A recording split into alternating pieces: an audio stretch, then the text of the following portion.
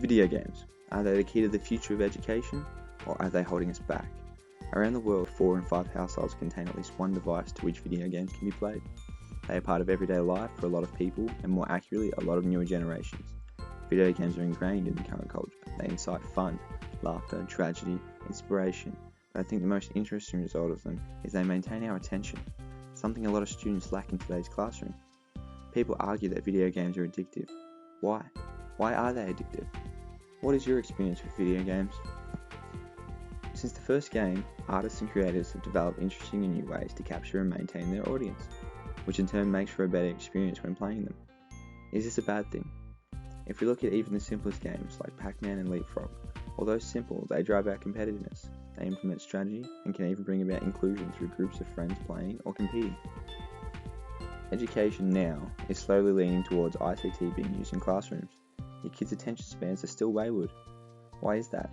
Is it because technology is deteriorating their minds? Or is it because the efforts of education to maintain kids' concentration dwindle in comparison to the efforts of video game producers? Kids at home can play video games that intrigue the mind and baffle their creative senses, but also impart life lessons like teamwork, socializing, strategic thinking, problem solving, and even exploration.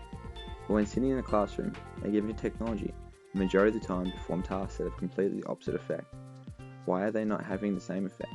Humans have an innate sense to learn, but is the education system not keeping up with the incentive to learn in new ways? Did you know 155 million Americans play video games on a regular basis? That's just under half of their population, and that's not taking into account the age of the participant, thus the average being 35 years of age. That is an average of 2 gamers in each household.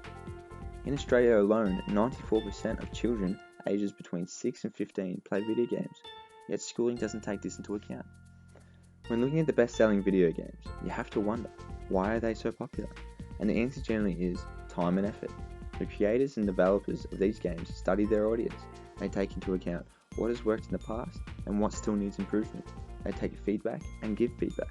But more importantly, they give the user what they want, whilst instilling their own ideas and creativity. Could our current education system not benefit from this way of thinking?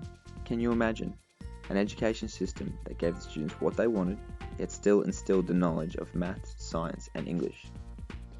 There are many great things that come from video gaming, but there are also areas that cannot be overlooked. Addiction is the main concern when considering video games for education. 1 in 10 kids who play video games are said to become addicted. It's argued that students addicted to video games have lower academic grades than the non-addicted peers. But it is interesting though, as addiction can only be defined by how the use of the computer affects the aspects of our daily life. Depending on the user, it could be a positive or negative effect.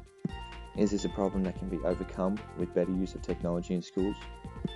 The idea that video games could be used as an educational source has always been turmoil in our current society. From the day they were created, they have been different. But is this just a clash of 2 generations? Those that have grown with technology and those that have been left behind? It is hard to say what direction the future generations will be learning from, but is it the right direction?